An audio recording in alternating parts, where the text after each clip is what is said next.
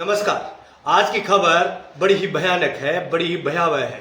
जोधपुर के बाद अब चूरू में सामने आया है एक बड़ा हत्याकांड। एबीवीपी के पूर्व कार्यकर्ता को पीट पीट कर मार डाला। कुछ दिन पहले ही उस कार्यकर्ता की शादी हुई थी।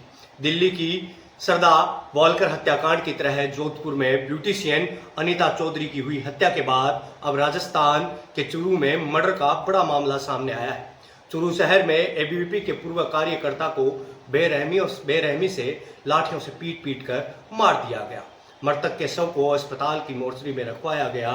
वहां आज शव का पोस्टमार्टम करवाया गया। हत्या के कारणों का अभी तक कोई खुलासा नहीं हो पाया है। युवक की शादी भी कुछ दिन पहले ही हुई थी। अब देखना यह है कि राजस्थान में अपराधियों के हौसले किस कदर मजबूत हो रखे हैं कि वो किसी भी प्रकार से हत्या कर देते हैं।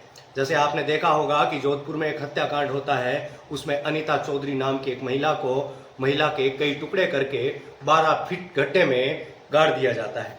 ये स्टोरी हमने कवर करी थी कल ही, और उसको गाड़ दिया जाता है और वो अपराधी अब तक पुलिस की पकड़ से पहुंच से बहुत दूर है।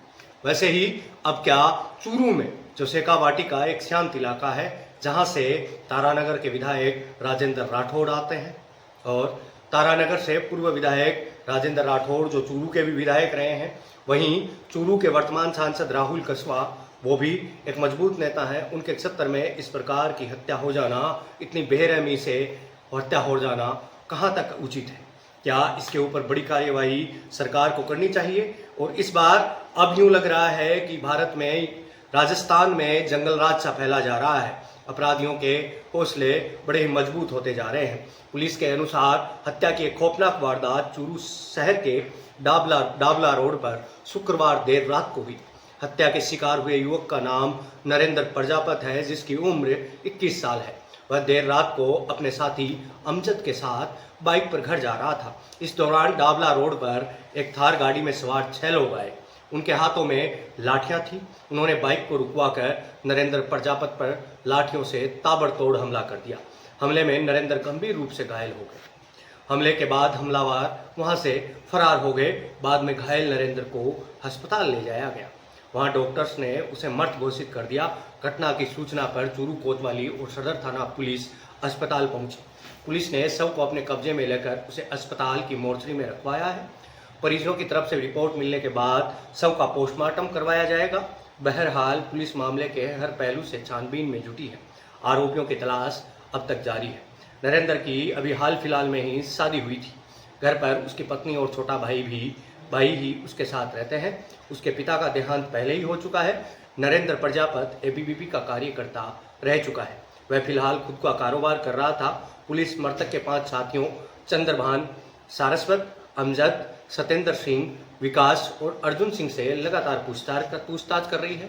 हत्या की इस वारदात के बाद नरेंद्र प्रजापत के परिवार में कोहराम मचा हुआ है। वहीं शहर भर में ये हत्याकांड का चर्चा का विषय बना हुआ है। अब इससे आपको समझ में ये आता है कि राजस्थान में इस बार भारतीय जनता पार्टी की सरकार बदलने के बावजूद भी कुछ मजबूती दिखाई नहीं दे रही। क्या अब इस मामले में पुलिस कई पहलुओं को देख करके जांच कर रही है? क्या ये मसला कोई राजनीतिक मसला है? ये राजनीतिक मसला तो नहीं, या कोई व्यक्तिगत कोई दुश्मनी तो नहीं, या फिर कोई प्रेम विवाद का चक्कर तो नहीं? आजकल प्रेम विवाद भी काफ़ी चर्चाओं में चलते हैं, लेकिन ऐसे हत्याकांड बहुत ही गलत है। अभी मैं आपसे विदा लेता हूं। मिलते हैं किसी ऐसे ही अन्य वीडियो में। तब तक के लिए आप देखते रहिए देवम बात।